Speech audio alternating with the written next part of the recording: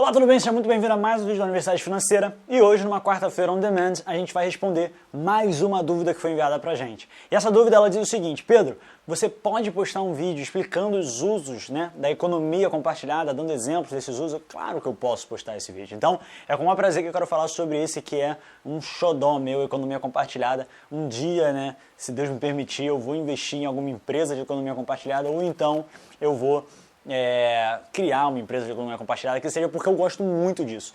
Economia compartilhada, se você ainda não viu um vídeo, é só você digitar o que é economia compartilhada, Universidade Financeira, e assistir esse vídeo onde eu te explico o que é economia compartilhada. Só te dando um resumo aqui, economia compartilhada é quando você tem um bem, ou então você tem uma vontade. Vou explicar melhor. É quando um lado tem um bem de consumo e o outro lado existe a vontade de usufruir desse bem de consumo.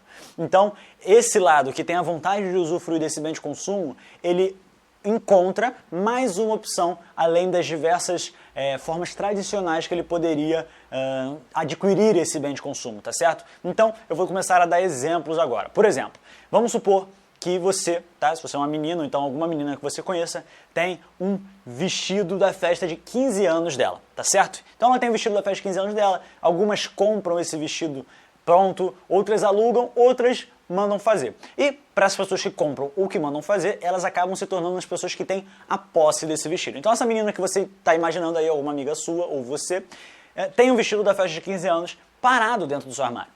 Porque quando é que alguém vai usar esse vestido? Muito possivelmente a sua filha, ou então a filha dessa menina vai usar o vestido, ou então você empresta para alguém, ou talvez, e isso acontece na maioria dos casos, mais de 80% das pessoas que compram ou mandam fazer um vestido de 15 anos não usam aquele vestido dali. Então eu tenho um bem de consumo parado no meu armário, ok, um vestido da festa de 15 anos, e esse bem de consumo está ali, possivelmente ele nunca mais vai ter uso.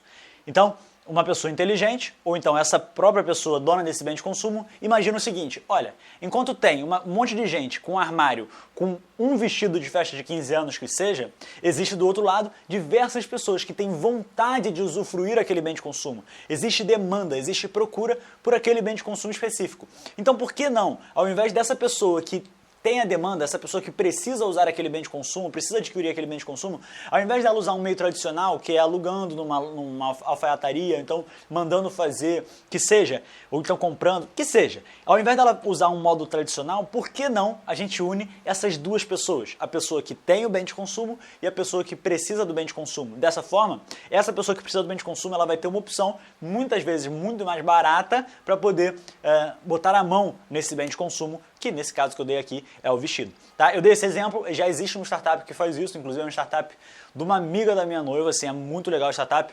Esqueci o nome, mas enfim, é muito legal. Inclusive a minha noiva, o vestido dela tá ali para alugar. Então as meninas, as mulheres, colocam os vestidos de 15 anos delas para essa empresa e elas ganham uma taxa a cada aluguel. Ou seja, aquele vestido ele pode ser alugado várias vezes. Quem sabe, todo final de semana aquele vestido vai ser alugado. Então aquele passivo, que era uma roupa que estava dentro do seu armário, acabou se transformando num ativo. E ele vem gerando renda para você sem você precisar fazer nada com relação àquele bem dali, tá? A economia colaborativa, para você poder entender, ou então economia compartilhada, ela também pode ser chamada de consumo colaborativo.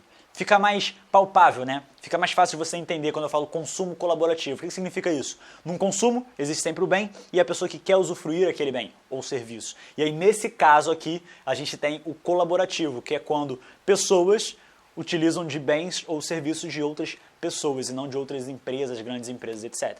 Um exemplo tradicional que a gente tem é o Uber. Eu não estou dizendo que é bom, nem que é ruim, nem que eu apoio, nem que eu não apoio, que eu sou pró-Uber ou pró-taxista. Eu só estou dizendo o seguinte: o Uber, ele é uma economia colaborativa por quê? Porque ele usou um bem que possivelmente estava parado, que era o carro, ok? E ele acabou fazendo com que uma atividade daquele bem, o carro não diretamente se tornou um ativo, tá? A gente tem que depois conversar um pouco com mais calma sobre isso, mas o carro não é um ativo. O serviço que é feito usando o bem carro, sim, se tornou ali, no caso, uma fonte de renda, que também não é um ativo porque você está tendo que trabalhar para isso, a não ser que você tenha várias pessoas trabalhando para isso. Eu acho que o Uber não deixa fazer isso. Enfim, a questão é, ele pegou um bem de uso, que não estava sendo usado, que era um carro, uma pessoa que talvez não estivesse dentro do mercado de trabalho, etc. E essa pessoa, esse bem de uso, foram colocados à disposição de pessoas que tinham demanda de fazer um trajeto, seja ele grande ou pequeno que seja, por um preço muito mais barato do que o método tradicional, que é o táxi. De novo, sou totalmente imparcial com relação a isso, ok?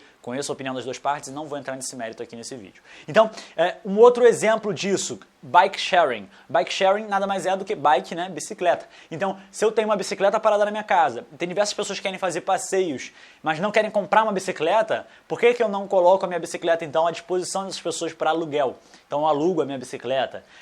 O Airbnb, ele faz a mesma coisa com lugares. E quando eu digo lugares, eu não posso dizer casas ou apartamentos, porque podem ser lofts, podem ser castelos, sim, tem castelos, podem ser lanchas, tem gente que mora dentro de uma lancha, você não sabe, você tem como alugar no Airbnb em alguns lugares, lancha, para você passar um final de semana dentro de uma lancha, tá? Então, enfim, tem diversas coisas bem bacanas que você pode usar na economia colaborativa. Mas se você parar para só pegar os exemplos que eu te der aqui, isso aqui vai ficar muito escasso. Então eu quero te encorajar no final desse vídeo a você pensar, em inovar, em ir além e imaginar quais são os bens de consumo que a maioria das pessoas tem nas suas casas e não usam frequentemente, que elas poderiam colocar à disposição de pessoas que têm essa demanda por esse bem de consumo ou por esse serviço, ok? Para um tempo para meditar sobre isso. Tira aí 5, 10 minutinhos do seu dia para meditar sobre isso, para pensar sobre isso, para deixar o seu cérebro viajar. E não existe ideia boa e ideia ruim, só existe ideia que não foi colocada em prática ainda, tá certo? Então é isso. Esses são alguns exemplos da economia colaborativa. Eu me preocupei não só em passar exemplos para você, eu dei 3, tá? Muito simples, mas eu me preocupei em te dar a base para você pensar em exemplos sozinho ou sozinha. Eu espero que você tenha gostado desse vídeo. Eu sinto um prazer enorme em falar de economia colaborativa e eu espero muito que, se você tiver alguma ideia criativa, manda um e-mail para mim pelo vieira@universidadefinanceira.com. Quem sabe eu não posso te ajudar de alguma forma a tirar essa sua ideia do papel, né? Um grande abraço e a gente se vê no próximo vídeo. Tchau, tchau.